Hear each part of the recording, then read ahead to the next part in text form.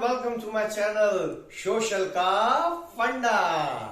और आज हम पढ़ने जा रहे हैं 9th क्लास की हिस्ट्री का chapter the rise of Hitler, Nazism and the rise of Hitler, जो आपकी बुक के अंदर 3rd चैप्टर है।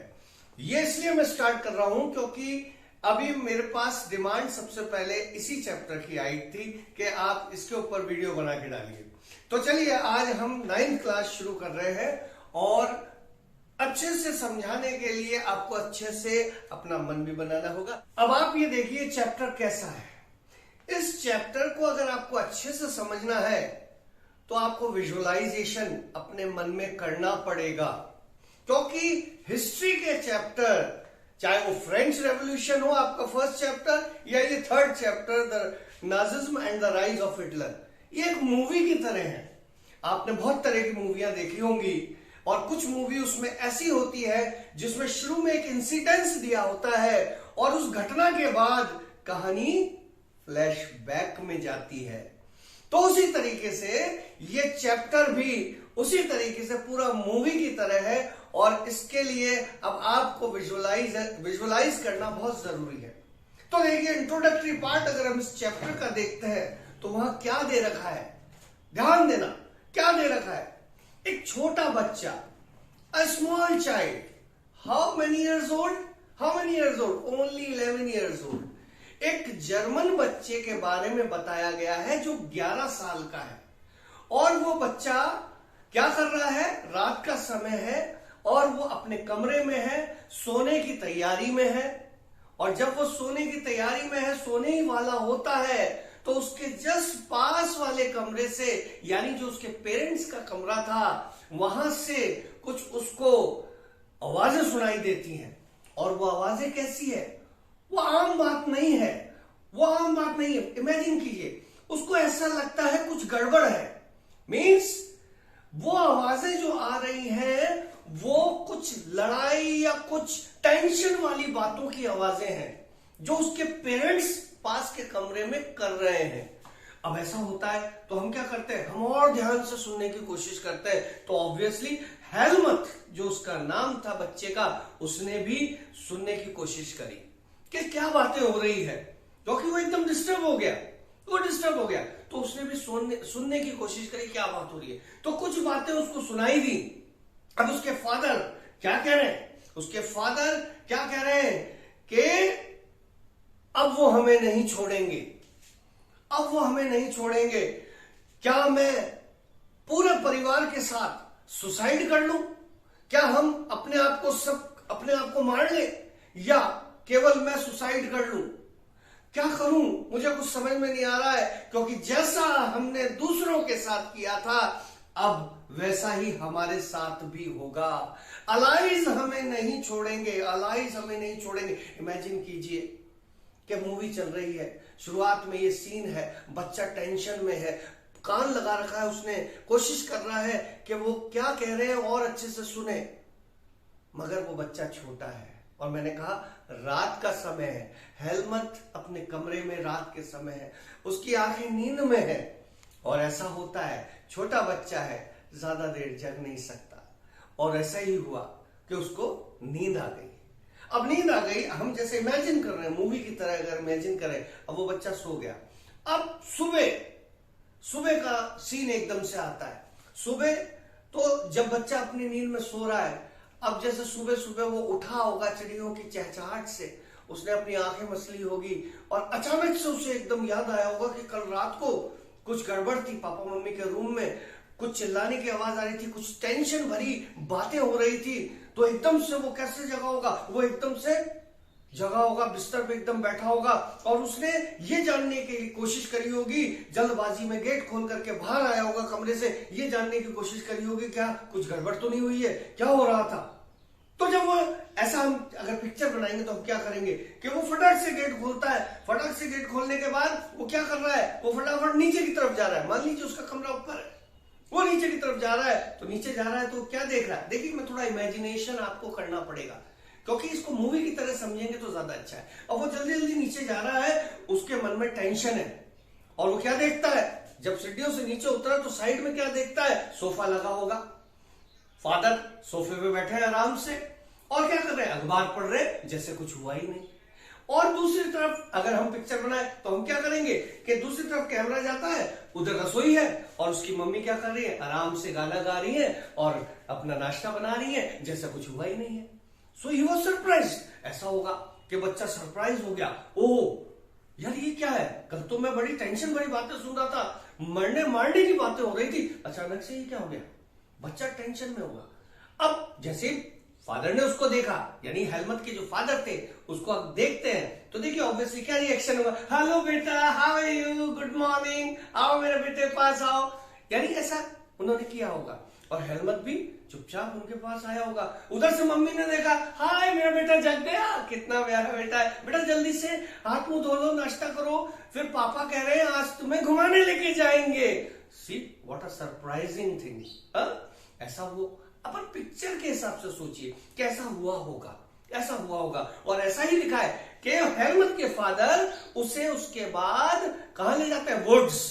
वुड्स का मतलब है जंगल, यानी पूरा दिन उसको पिकनिक के लिए ले जाते हैं, जंगल में वो पिकनिक मनाते हैं, खूब एंजॉय करते हैं, चिल्ड्रन सॉन्ग गाते हैं, यानी खूब मस्ती मजाक सब बढ़िया चला होगा। ओहो क्या मजा आ गया, ठीक है। और ऐसा होगा फिर जैसे हम पिक्चर बनाए तो शाम को जब वो घर लौट के आए, पापा ने अपनी गाड़ी रोकी होगी घर के सामने, गाड़ी रुकी साहब, और हेलमत को और हॉर्न बजाया होगा। मम्मी शायद नहीं गई तो हॉर्न बजाया होगा, मम्मी जल्दी से, ओह आप लोग आ गए, अरे आए, वेलकम वेलकम। और हेलमत गाड़ी से उतरा होगा, अरे मेरा बेटा आ गया, किस तरीके से उसको लाड प्यार किया होगा। और पापा क्या कह रहे हैं, गाड़ी में बैठे हैं, ओके डार्लिंग मैं अभी आता हूँ, थोड़ी देर रुको, मैं जरा कुछ काम है जरूरी, मैं ऑफिस जाके आ रहा हूँ, with in an hour I will be back, मैं 1 घंटे में वापस आ रहा हूँ। मान लीजिए इस तरीके की बात हुई है।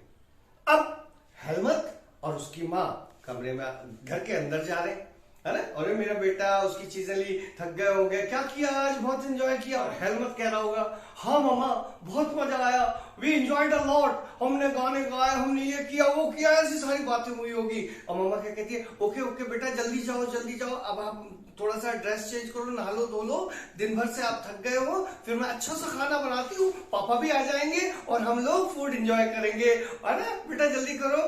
तो चलिए हेलमत चला गया होगा, मम्मी अपनी प्रिपरेशन में लग गई।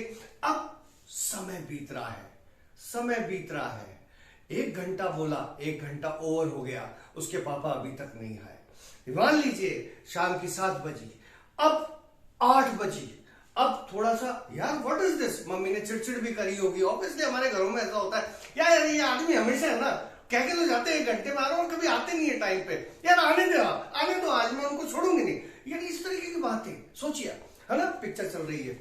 अब देखिए और समय बीता, 9 बज गई, अरे यार ये कहाँ रह गए, अभी तक नहीं आए। अब हेलमत भी बैठा है बेचारा, टीवी देख रहा होगा, कुछ कर रहा होगा, दिन भर का थका हुआ, मम्मा नींद आ रही है, मम्मा नींद, अरे बेटा ओके ओके, अच्छा ऐसा कर, पापा तो आते रहेंगे, चल मैं तुझे खाना खिला देती हूँ, आजा बेटा यहाँ खाना खा। मम्मी ने खाना खिलाया, अच्छा बेटा नींद आ रही है, फिर खाना खाने के बाद अच्छा तू सोफे पर ऐसा कर यहीं लेट जा, जब पापा आएंगे हम तुम्हें अपने रूम में छोड़ देंगे। चलिए इस तरीके का हुआ, और बेटा भी सो गया होगा, सोफे पे ही सुला दिया मान लीजिए। और फिर 9:30 बज गई, 10 बज गई, अब थोड़ी सी मम्मी को टेंशन, यार ये इतना तो लेट कभी होते नहीं है, आज क्या बात हो गई। अब घबराहट पैदा होने लग गई, यार ये क्यों नहीं आए। और जैसे ही कोई गाड़ी बाहर से निकलती होगी, अरे शायद आ गए, देखने जाती होगी, मगर पापा नहीं है, पापा नहीं है, वो तो कोई और था। देखिए फिर क्या हुआ होगा कि जैसे जैसे टाइम बढ़ रहा है, 11 बज रही है, टेंशन बढ़ रही है, गुस्सा बढ़ रहा है, टेंशन बढ़ रही है, दोनों ही चीजें हो रही होगी उसके मम्मी के मन के अंदर। सोचिए, इमेजिन कीजिए, अब और टाइम बीत गया, मान लीजिए 12 साढ़े 12 का समय, अब घबराहट। इस बीच में मम्मी ने कई बार फोन लगाया होगा, और फोन पे क्या आवाज आ रही है कि अभी सारी लाइनें व्यस्त हैं, अभी फोन नहीं, मतलब जो होता है ना कि अभी सारी लाइनें व्यस्त हैं, अभी कॉल संभव नहीं है, यानी फोन। तो इस तरीके की और घबराहट पैदा हो चुकी होगी, अब टेंशन है। और इतने में ही आप ये मानिए हम पिक्चर के अंदर क्या दिखाएंगे कि बेल बजती है, टेंग टोंग, 12:45 बजे का टाइम है, रात में मम्मी सोई नहीं, चारों तरफ चक्कर लगा रही है, अचानक घंटी बजती है, वो भी नींद में होगी, लगता है आ गए, आज मैंने नहीं छोड़ूंगी। ये हमेशा ऐसे कहते हैं, आज इतना लेट करके आए। और मम्मी ने गेट खोला होगा, जैसे ही गेट खोला होगा तो क्या देखते हैं कि 3-4 पुलिस वाले सामने खड़े हैं ड्रेस में, और उनके हाथ में एक बॉक्स है। वो क्या कह रहे हैं, मैम हम आपसे कुछ बात करना चाहते हैं। बात करना चाहते? अरे ये आए नहीं अभी तक, ये हेलमत के पापा वो आए नहीं, कहाँ है? मैम प्लीज आप अंदर चलिए। पुलिस वालों ने बोला मैम प्लीज अंदर चलिए। वो अंदर लेके आ गए उसको। अरे तो लेकिन वो कहाँ रह गए, बताइए तो सही। मैम सो सॉरी, आपको जानकर बड़ा दुख होगा कि हेलमत के फादर ने, उन्होंने अपने ऑफिस में सुसाइड कर लिया, अपने आप को गोली मार ली। तो सोचिए जब ऐसी न्यूज सुनी होगी तो मां का रिएक्शन क्या हुआ। अगर हमारी हिंदी मूवी हो तो क्या होता है, नहीं धड़ चूड़ियां टूट गई। अब जब इतनी जोर से शोर हुआ होगा, बच्चा सोफे पे सो रहा है, क्या हुआ होगा, चमक टूट, क्या हो गया, ओह, और वो देखता 3-4 आदमी पुलिस वाले, हमारे घर में क्या हो रहा है, और ही वाज सरप्राइज, टेंशन में एकदम से, और मां रोना शुरू कर दिया। मां रो रही है, नहीं ऐसा नहीं हो सकता, नहीं आप क्या झूठ बोल रहे हो। अब वो क्या कर रहे हैं, वो बॉक्स लेकर अब धीरे से क्या कर रहे हैं, उस बॉक्स में से उसके हस्बैंड की यूनिफॉर्म निकाल रहे हैं जो उसने पहन रखी थी, यानी जो पहना करते थे। और यूनिफॉर्म कैसी है, स्टेन्ड विथ ब्लड, यानी पूरा खून है उसकी यूनिफॉर्म पे। और वो सीन बच्चा सोफे पे बैठ के देख रहा है, हेलमत भी उस चीज को देख रहा है। इमेजिन कीजिए। और क्या कर रहे हैं वो लोग, उनकी जो फायर प्लेस है, यानी जो चिमनी होती है, वहां पर यूरोपियन देशों में घरों के अंदर चिमनी होती है, सर्दी बहुत होती है, फायर प्लेस, उसके अंदर उसकी यूनिफॉर्म को जलाया जा रहा है। बच्चा चुप है, समझ नहीं आ रहा उसको, बिल्कुल शांत है, मां रो रही है और ये काम वहां हो रहा है। और इस तरीके से ये सीन खत्म होता है। अब क्या हुआ, अब इसके बाद क्या हुआ होगा, कुछ दिनों बाद तो क्या दिखा रहे हैं कि हेलमत गुमसुम सा बैठा है। उसकी मां कह रही है, बेटा ये खा ले, बेटा वो खा ले, मगर बच्चा मां के हाथ से कुछ नहीं खा रहा है, कुछ नहीं खा रहा है। क्यों? क्योंकि वो इतना ट्रॉमेटाइज था, इतना वो डर गया था, और उसने एक रात पहले भी कुछ ऐसी बातें सुनी थी कि उसने क्या सोचा कि मेरे पापा अगर मरे हैं, मेरे पापा ने अगर सुसाइड किया है, मेरे पापा की डेथ हुई है, तो उसके पीछे रिस्पॉन्सिबल सिर्फ और सिर्फ मेरी मां है। तो ये मां तो दोनों तरफ से गई, एक तरफ से क्या हुआ, हस्बैंड गया, दूसरी तरफ बच्चे ने उसके हाथ से कुछ भी खाने से मना कर दिया है, बिकॉज वो डरा हुआ है। वो क्या सोच रहा है कि शायद मेरी मां मुझे भी पॉइजन ना दे दे। सोचिए 9 साल तक लिखा है उसमें, 9 साल तक हेलमत ने अपने घर में कुछ नहीं खाया। सोचिए उस मां पर क्या बीती होगी, उस मां पर क्या बीती होगी।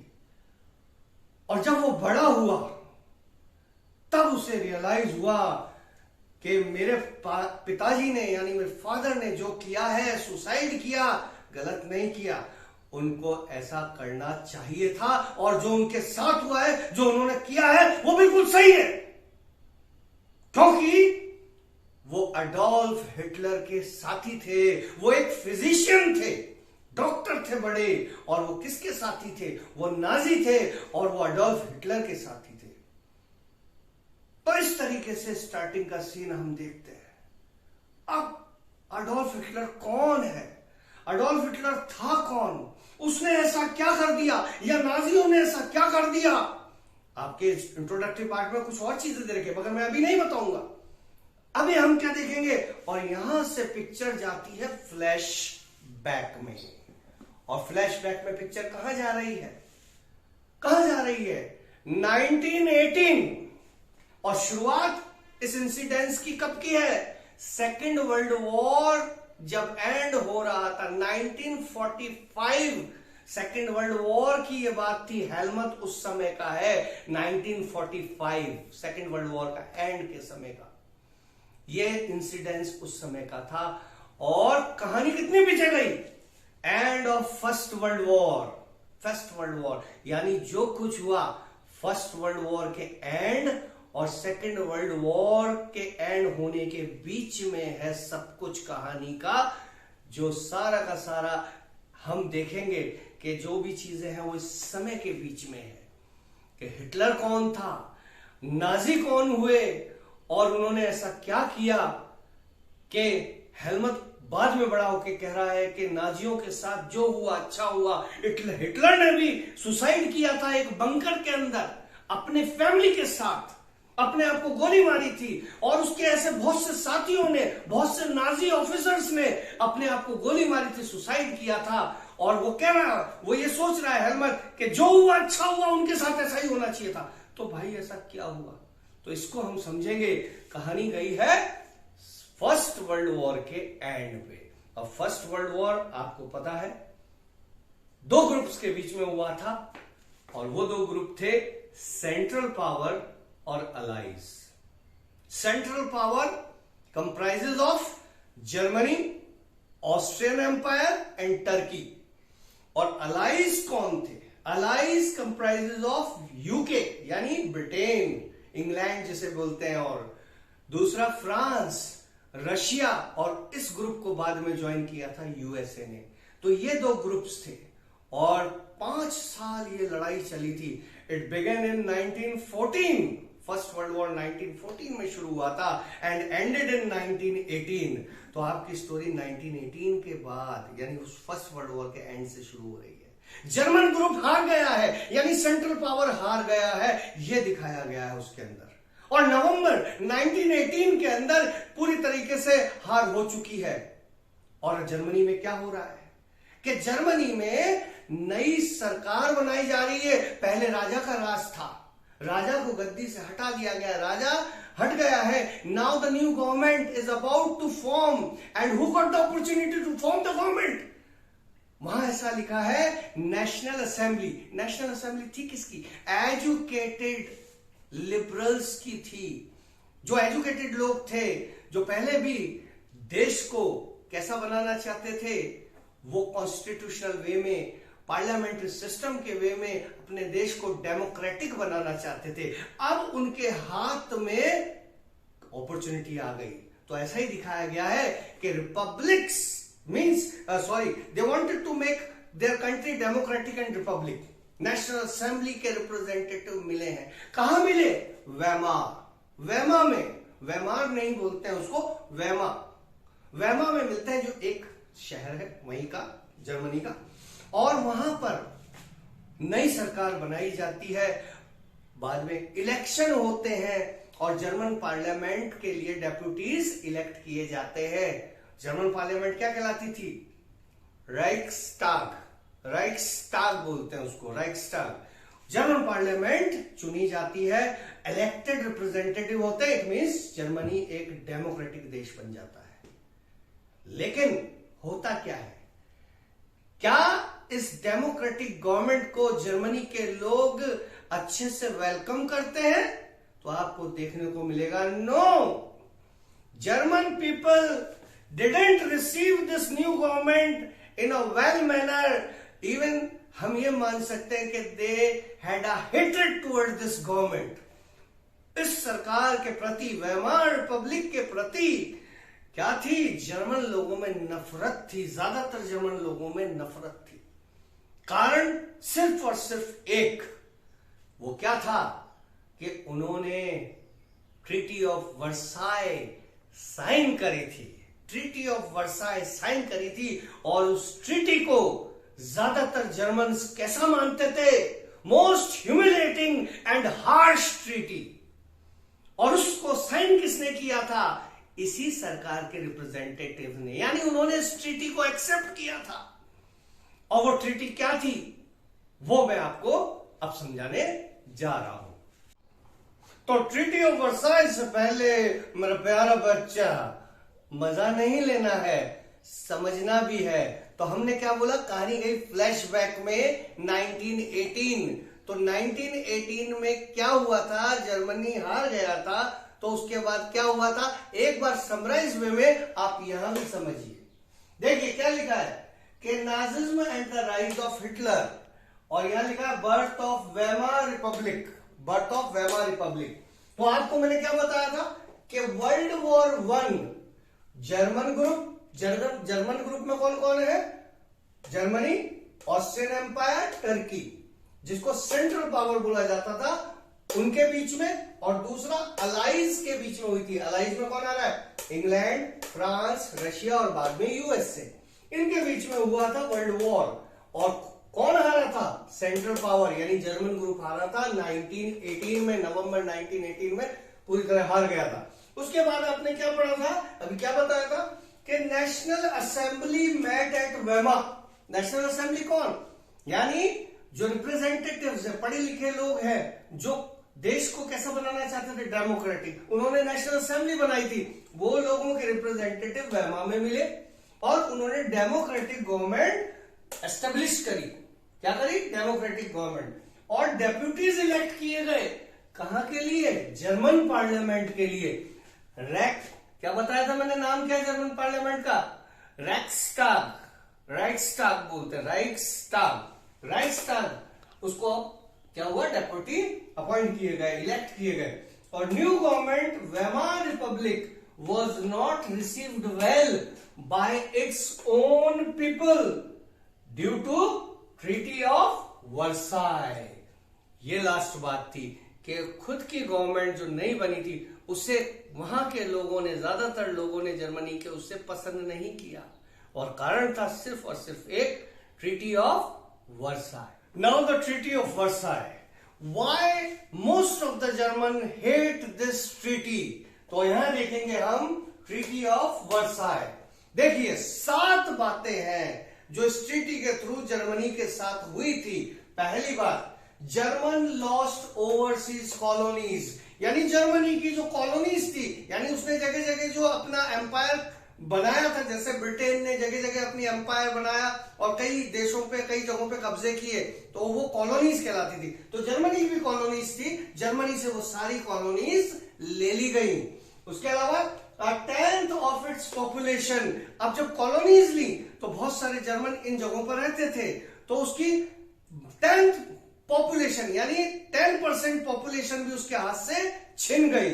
उसके अलावा 13% ऑफ इट्स टेरिटरीज, यहां तक के खुद जर्मनी की ओरिजिनल टेरिटरीज में से भी अलाइज ने क्या किया? उसकी खुद की टेरिटरी में से भी 13% टेरिटरी उससे छीन ली। उसके अलावा 75% आयरन रिजर्व्स, आयरन सोचिए कितने इंपॉर्टेंट होता है, एंड 26% कोल, वो भी अलाइज ने क्या किया? जर्मनी से फोर्सफुली अपने अंडर में कर लिया। उसके अलावा जर्मनी वॉज डिमिलिटराइज्ड, यानी जर्मनी के ऊपर बड़ी पाबंदी लगाई गई कि जर्मनी टैंक नहीं रख सकता, एयरफोर्स नहीं रख सकता, बड़े वेपन्स नहीं रख सकता, यानी उसको मिलिट्री के नाम, और बहुत सारी फोर्सेस को क्या कर दिया? हटा दिया गया जर्मनी के, तो उसको डिमिलिटराइज कर दिया गया। उसके अलावा देखिए, और जर्मनी वॉज फोर्स टू पे compensation of 6 billion pound. 6 billion pound बहुत ज्यादा पैसा होता है कि जो नुकसान हुआ है, who was responsible for that? तो वो रिस्पॉन्सिबल सिर्फ और सिर्फ जर्मनी को ठहराया गया, और उसे इस जो नुकसान हुआ है सभी देशों को, दूसरे देशों को, उसके नुकसान को भी जर्मनी को भरना है। तो वो एस्टिमेटेड कितना? 6 बिलियन पाउंड, यानी बहुत सालों तक तो बेचारा जर्मनी क्या करता रहेगा कि उनका नुकसान इस रुपए के रूप में, इतना सारा पैसा, इतना सारा कंपनसेशन उसको देना है। उसके अलावा लास्ट क्या लिखा है? Allied आर्मीज also occupied resource rich region of Germany. Germany का जो सबसे रिसोर्स रिच रीजन था वो भी अलाइड आर्मीज ने उससे छीन लिया। कौन सा रीजन? राइनलैंड बड़ा ही रिसोर्स रिच रीजन था, वो भी उससे छीन लिया गया। तो ये थी ट्रीटी ऑफ वर्साई, और इसीलिए इस ट्रीटी पर साइन किसने किया था? वेमार रिपब्लिक के रिप्रेजेंटेटिव्स ने। इसीलिए जर्मनी के ज्यादातर लोग क्या हो गए? इस ट्रीटी से नाखुश हो गए, और इस ट्रीटी के ऊपर साइन जिसने किया उनसे नफरत करने लग गए। इसलिए वेमार रिपब्लिक को कोई तो नहीं हम कह सकते, ज्यादातर जर्मन पसंद नहीं करते थे, उससे हेट करते थे। Now what is next in the first section, the birth of Weimar Republic. after Treaty of Versailles. So first subtopic 1.1, what is the title? Title क्या है इसका? The effects of war. तो इफेक्ट्स ऑफ वॉर जर्मनी पे क्या पड़ा ये अब हम सीखेंगे, और इसके बाद ओवरऑल पूरे यूरोप में इसका असर क्या हुआ वॉर का, फर्स्ट वर्ल्ड वॉर का. तो देखिए पहले हम देख रहे हैं the effect of Wars Germany में क्या हुआ. Devastating impact on the entire continent both psychologically and financially. तो पहले देखे हैं कि पूरे यूरोप में ही हम मान लेते हैं डिवास्टेटिंग इंपैक्ट हुआ. Heavy loss of property, wealth and life, ये सब कुछ हुआ. ओके. और जो यूरोप जो कॉन्टिनेंट था, जो कहलाता था कॉन्टिनेंट ऑफ क्रेडिटर्स, वो क्या बन के रह गया? Continent of debtors. यानी कर्जे में इतना नुकसान हुआ कि सारे के सारे देश बर्बाद हो गए, किसी को कुछ नहीं मिला वॉर से. देखिए क्या लिखा, Europe turn to the creditors to debtors, creditors to debtors. इसके अलावा क्या हुआ? New Weimar republic carried the burden of war guilt. अब देखिए हम बात करें केवल जर्मनी की, तो जर्मनी में नई गवर्नमेंट बनी थी, आपको भी पढ़ाया था वेमार रिपब्लिक. वेमार रिपब्लिक को क्या करना पड़ रहा है? अभी नई बनी है, रिपब्लिकन गवर्नमेंट है, और सारा का सारा रिस्पॉन्सिबिलिटी उसके ऊपर आ गई.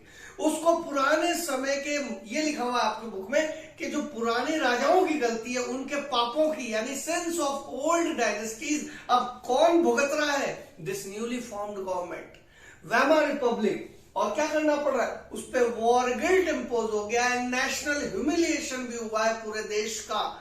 और क्या करना पड़ रहा है वेमार रिपब्लिक को? क्या इंपोज कर दिया गया था उस पर फोर्सफुल, कि उसको क्या करना है? वॉर गिल्ट, जो 6 बिलियन पाउंड था, वो भी कंपनसेशन सारे देश को, इसी गवर्नमेंट को चुकाना है. तो सोचिए क्या कंडीशन है. उसके अलावा आप और देखिए क्या है कि सपोर्टर्स, एक तो ये सारी चीजें पहले इतनी मुसीबत है, और आपको पता है कि ज्यादातर लोगों ने, जर्मनी के लोगों ने ट्रीटी ऑफ वर्साई की वजह से इस सरकार को पसंद नहीं किया, यानी डेमोक्रेसी को पसंद नहीं किया. तो क्या हो रहा है देखिए, supporters became easy targets, supporters become easy target of attacks, and everywhere सब जगह आप देखिए, सब जगह क्या हो रहा है? मॉकिंगली कॉल्ड नवंबर क्रिमिनल्स, क्योंकि नवंबर के अंदर ये सारी बातें हुई थी, वॉर एंड तभी हुआ था, तो उन्हें क्या कहा जा रहा है? नवंबर क्रिमिनल्स. और सपोर्टर्स कौन थे वेमार के? कौन लोग होते थे? यानी कैथलिक्स, सोशलिस्ट, डेमोक्रेट्स, यानी ये लोग इसके सपोर्टर थे. और ज्यादातर कंजर्वेटिव्स और दूसरे लोग, वो क्या चाहते थे कि ये सरकार हट जाए, ये नफरत करते थे उन लोगों से. और इनको क्या कहते हैं? बुलाया जा रहा है, इनके ऊपर अटैक हो रहे हैं, इनके रिप्रेजेंटेटिव्स को टारगेट किया जा रहा है, और मॉकिंगली क्या कहा जा रहा है? चिढ़ाया जाता था, नवंबर क्रिमिनल्स. तो जैसे अभी हमने बात करी कि वॉर का यूरोपियन लोगों के ऊपर 2 तरीके का प्रभाव पड़ा था, एक तो साइकोलॉजिकल और एक फाइनेंशियल. फाइनेंशियल अभी हमने डिस्कस किया कि जैसे कॉन्टिनेंट, क्रेडिटर्स का कॉन्टिनेंट था, वो डेप्टर हो गया, ठीक है ना. तो साइकोलॉजिकल इंपैक्ट क्या पड़ा? देखिए यहां पर एक बड़ी ही, हम कह सकते हैं कि गलत बात हमको देखने को मिलती है कि जो इतना जबरदस्त डिस्ट्रक्शन हुआ, इतने लोग मारे गए, उससे यूरोपियंस ने लेसन नहीं लिया, उल्टा उनके दिमाग पर क्या असर पड़ा? वो क्या सोचने लग गए? क्या हुआ कि भैया और ज्यादा स्ट्रांग बनना पड़ेगा, और पावरफुल बनना पड़ेगा अगर दुनिया में हमें आगे बढ़ना है. तो क्या हुआ? इस तरीके का देखिए आप साइकोलॉजिकल इंपैक्ट क्या हो गया? War left deep imprint on European society and politics. कैसे? देखिए psychological, soldiers place above the civilians, soldiers life, soldiers उनको ज्यादा प्रेज किया जाने लगा, उनकी लाइफ को ज्यादा प्रेज किया जाने लगा. क्यों? क्योंकि पॉलिटिशियन हो, पब्लिसिस्ट हो, वो सब ये कर रहे हैं, प्रोपेगेंडा कर रहे हैं, प्रचार कर रहे हैं जगह जगह के मस्कुलर बने, स्ट्रांग बने, अग्रेसिव बने, क्योंकि वो ये सोचते थे कि बस यही जो चीज है वो आगे हर देश को आगे बढ़ा सकती है. सबके अंदर यही मेंटालिटी डेवलप हो गई. तो देखिए क्या लिखा है, politicians and publicist emphasise aggression and violence, aggression and violence. और अगर देखा जाए वहां इसमें साथ में ये भी लिखा है, लेकिन सच कुछ और था जो वो नहीं देख रहे थे, जो वो नहीं समझ रहे थे कि लाइफ ऑफ सोल्जर्स बड़ी डिफिकल्ट होती है भाई। कभी आप उनकी लाइफ को देखिए, जो बॉर्डर पर हैं उन्हें किस तरीके की मुसीबतों का सामना करना पड़ता है, दुश्मन की शेलिंग्स का सामना करना पड़ता है, गोलियों का सामना करना पड़ता है, ट्रेंचेस में लाइफ बितानी पड़ती है, कई कई घंटे कई कई दिन उन्हें ट्रेंचेस में, ट्रेंचेस यानी जो गड्ढे सेफ्टी के लिए बनाते हैं उनमें बिताने पड़ते हैं। उनके साथियों के गोलियां लग जाती है, उनकी लाशों को हटाने तक का समय नहीं मिलता और लाशें सड़ती है, चूहे उन लाशों को खाते हैं, ऐसा लिखा है, आप देखिए। और इस तरीके की लाइफ होती है। मगर क्या हो रहा है कि वो लोग ये नहीं समझ रहे कि इस तरीके का अग्रेशन, वायलेंस अच्छा नहीं है। यानी उन्होंने इस तरह की मेंटेलिटी बना ली कि भैया अग्रेशन बहुत अच्छा होता है, यानी सीखा नहीं लेसन। और यही कारण था कि 20 साल बाद क्या हुआ था, सेकेंड वर्ल्ड वॉर। यही कारण था कि ऐसी पावर्स, यानी राइज ऑफ, अगर हम नाजिज्म की बात करें, हिटलर के राइज की बात करें, तो वो इसी वजह से राइज हो पाया था क्योंकि लोग उस बात को नहीं समझ रहे थे कि वायलेंस इज नॉट गुड। और हिटलर ने आगे चलकर हम देखेंगे कि वो इसीलिए पावर में आया और किस तरीके से फिर उसने काम किया। तो आज के लिए इतना ही। अब हम मिलेंगे अगले वीडियो में। अगले वीडियो में हम देखेंगे कि अब इस नई वेमा रिपब्लिक को जर्मनी में क्या क्या फेस करना पड़ा, क्योंकि हम पढ़ रहे हैं नाजिज्म और राइज ऑफ हिटलर। तो देखिए, ये समझना आपके लिए बहुत जरूरी है। तो ध्यान रखें, नेक्स्ट वीडियो जल्दी ही अपलोड करूंगा, जिसको जरूर से देखें। हाँ, एक बहुत जरूरी बात, सब्सक्राइब करना ना भूलें और बेल आइकन दबाना तो जरूरी है। और इस वीडियो के बारे में और 9th के वीडियोस आएंगे, उनके बारे में अपने दोस्तों को बताना भी जरूरी है। Thank you.